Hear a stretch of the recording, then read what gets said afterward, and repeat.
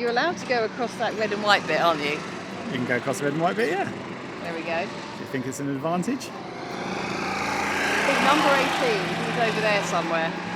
He's very fast. I want that car.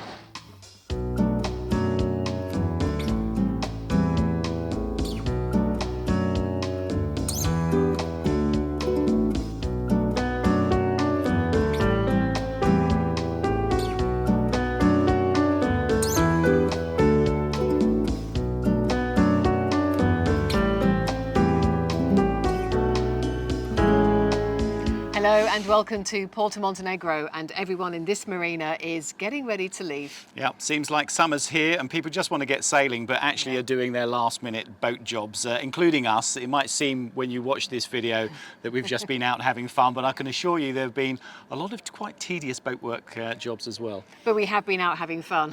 Hope you like the film. Coming up, a lazy sail in the spring sunshine on the J70s. Feeling the need for speed with quite a lot of competition. And there are more things to fix. Well, it is a boat after all. So as you can see, the sun is shining. It's supposed to keep shining for about the next week. So we're starting the varnishing. Toe rails, eyebrows, all the handles, everything needs doing. This is going to be done with Epiphanes, the whole of the doghouse. The rest is international wood skin, which is a whole lot easier to put on. You just need 3 coats of it. So yeah, it's all been rubbed down. It's just having its first coat now, and then I'll start on the Epiphanes. So this butterfly hatch will be Epiphanes as well, which is a lot more difficult. 7 coats of that one. So how are you doing, Jude? Well, I've got the easy job, right? So yeah, we're doing okay.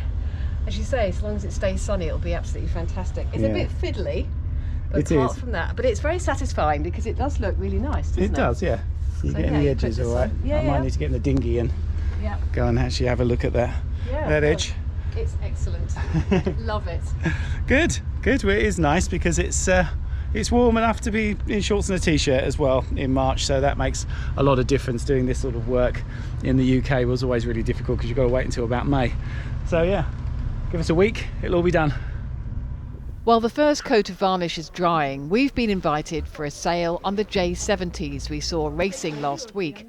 Our instructor is Jenny. 7 meters is great size. Yeah. They can be on a trailer, so the owners can launch them themselves. They're very, very easy to put the masts up and down. So everything's very manageable at that size. Yeah. They have these lifelines on them, which are initially, I think, the boat was designed to be for our sort of age and older, not the young fit guys. So you don't need a trapeze? You don't need a trapeze, no. And the race rules state that only 2 people can hang their legs out of the boat. Okay. And it's designed so the guy on the back can just sit in there quite comfortable, very safe. Yeah. We did previously have some boats with no lifelines. The difference with this is just amazing, having the security as a rental boat as well. Yeah. And we went out racing with them at the weekend, and they seem to have 4 crew. Is that's normal? Is it? That's standard 4 crew. Yes. But you can sail it with less, obviously. You can sail with less. 2-handed is quite nice. Even you can just about manage single-handed on a reasonable day. A bit windy, it gets a bit flighty because you need the weight on board. So they lend themselves to the electric engine really well, these boats, don't they? They do indeed. So yeah, they're light enough that they can zoom along. The whole fleet is powered by torpedoes, and today in light wind we need the motor to get out into the middle of the bay.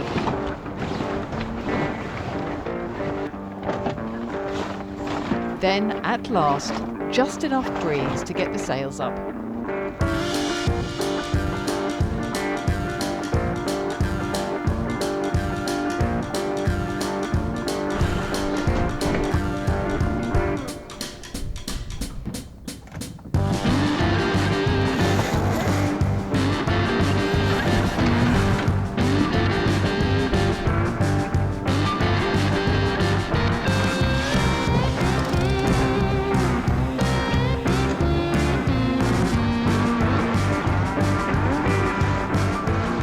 downwind Jenicas look amazing.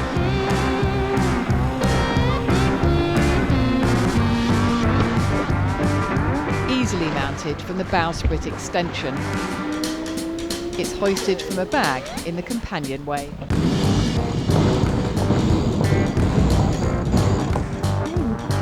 Very colourful, and this one adds a useful couple of knots.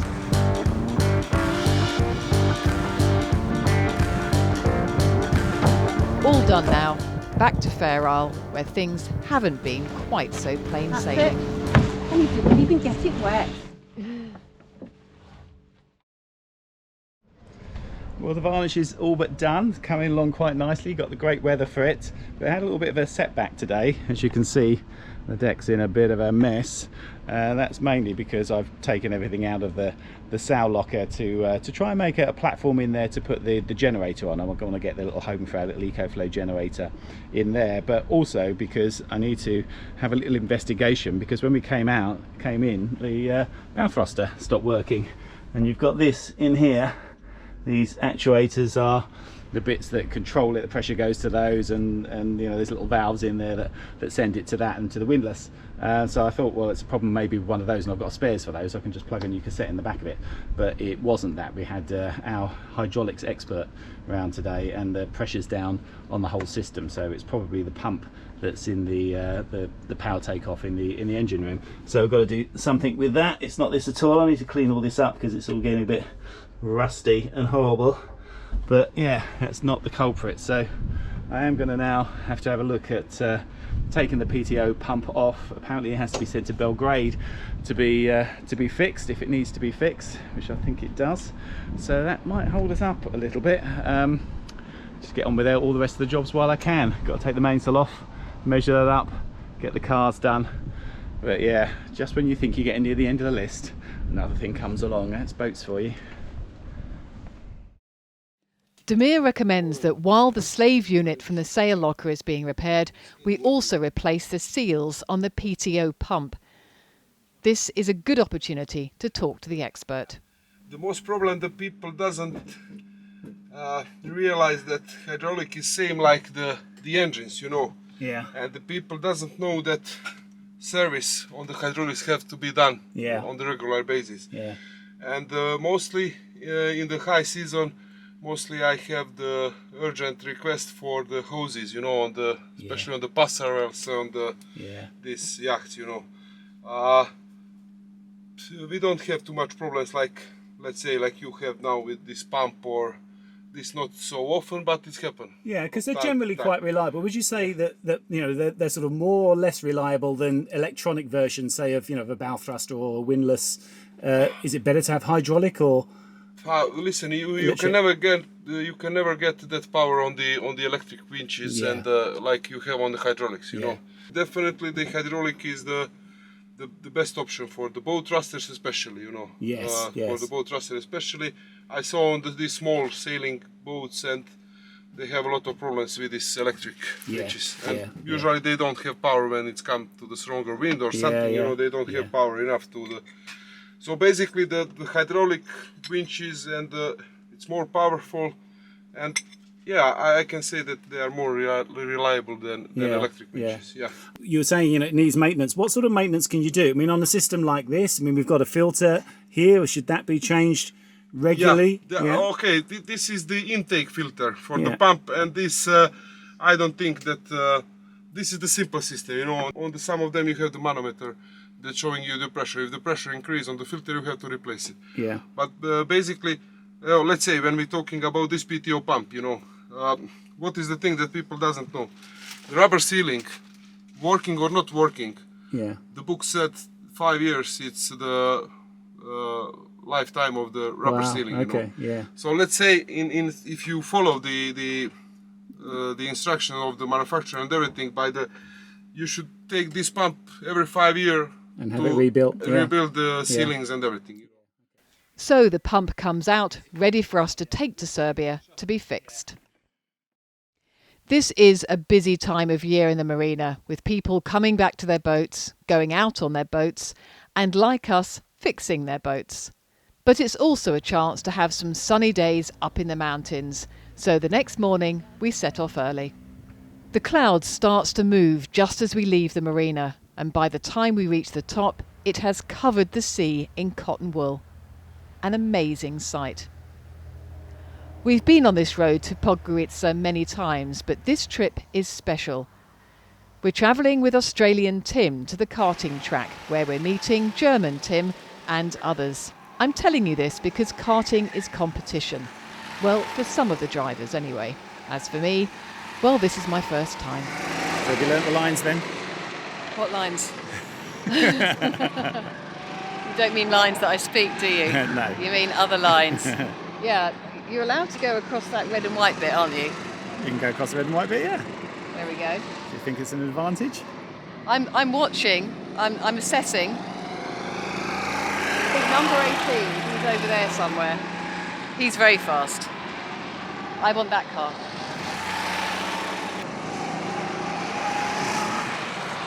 Are you confident then, Tim?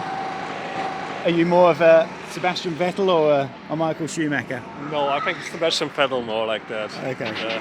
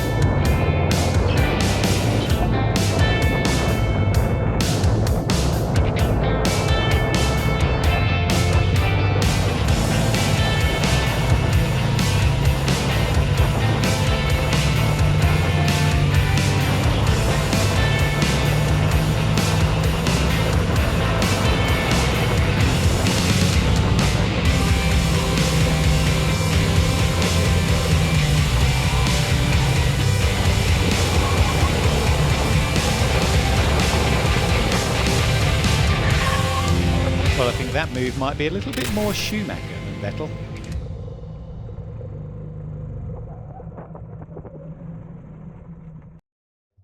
Well, there's no question Tim definitely has the German racing gene, so if he's going to channel his Vettel, I'm going to have to be Hamilton. Lights out, away we go. Hamilton will wheel spin. Sebastian Vettel is coming at them as well, trying to cut off Hamilton, who locks up and goes straight on. Hamilton leads from Sebastian Vettel. If I don't avoid that, he's just going straight to my car. Honestly, what are we doing? Racing or ping pong? Vettel stays out ahead. Lewis Hamilton has lost a place. Ring, ding, ding, ding, ding, ding.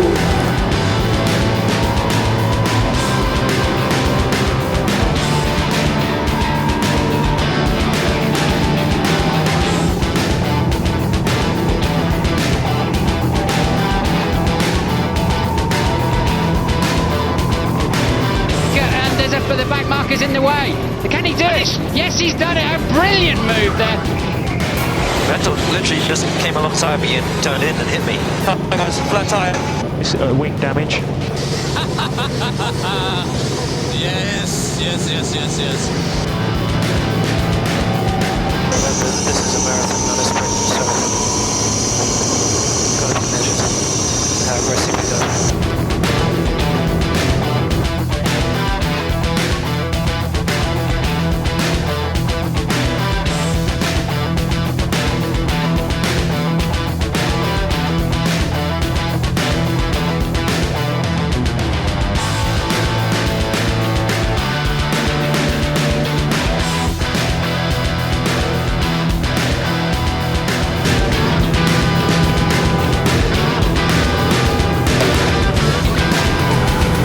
A long way back, it'll be a big lunge from there. And he's going to try and make that lunge, and he does make that lunge. Lewis Hamilton, that is the best move of the lot. A superb, gritty, determined, forceful move. I can't see on my left eye. I got some kind of dirt in my eye. It's impossible.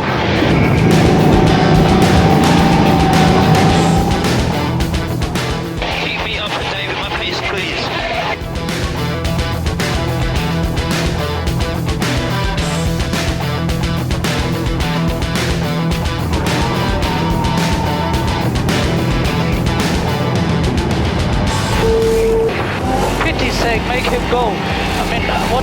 know, Suzuka is a weak track, it's difficult to pass, you lose behind another car. I mean, it's ridiculous. Flag, I mean, it can't be true, can it? He's writing an audio book, isn't he, on blue flag procedures. Look, Lewis Hamilton is a little bit closer now, and he's very, very late, but he pulls out and pulls past. There goes Lewis Hamilton on Sebastian Vettel. That was a pretty good lap. This was the most epic lap I've ever seen around here. These men are supermen, and you're getting the living proof of it before your very eyes now.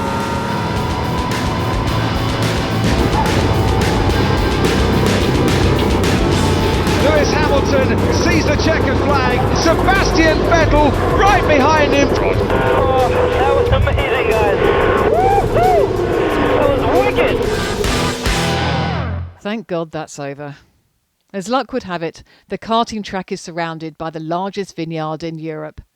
2,300 hectares of vines producing 16 million bottles of wine every year. Obviously, we have arranged a visit. Plantaze is a national treasure. 50% owned by the government, the wine is kept inside this rather strange hill called Shipchanik. The vines stretch for kilometres and it takes nearly 1,600 people to harvest. Stop me when you've had enough of the numbers. And then we are here. The tunnels used to be aircraft hangars over 300 metres long. The temperature is perfect for keeping the wine cool in summer. And there is one more fact that surprised me. When they clean these barrels, someone has to get in through here. I'm assured it's not a small child, but it clearly is a small person. And apparently they can only do 5 a day because they become so intoxicated afterwards, because inside it's pretty powerful. I'm sure you can make it, Dave. Yeah, I'd have a go.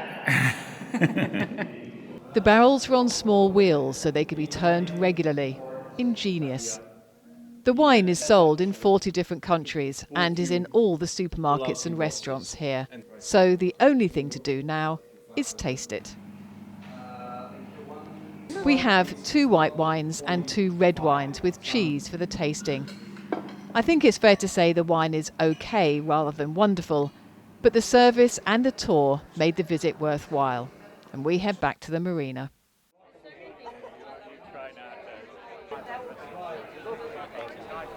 Because this is where the real end of winter season party is happening. There are 100 people in the WhatsApp group of liveaboard sailors here. Multiple nationalities, new sailors, seasoned sailors, and many in between. And along with the boat jobs, friendships are being made and sailing plans scrutinised. And as if that isn't enough, there's also some talented musicians. Got to be good looking cause he's so hot. Please come together. Not yet. Let's do that bit. Let's do it. Come together right now over me.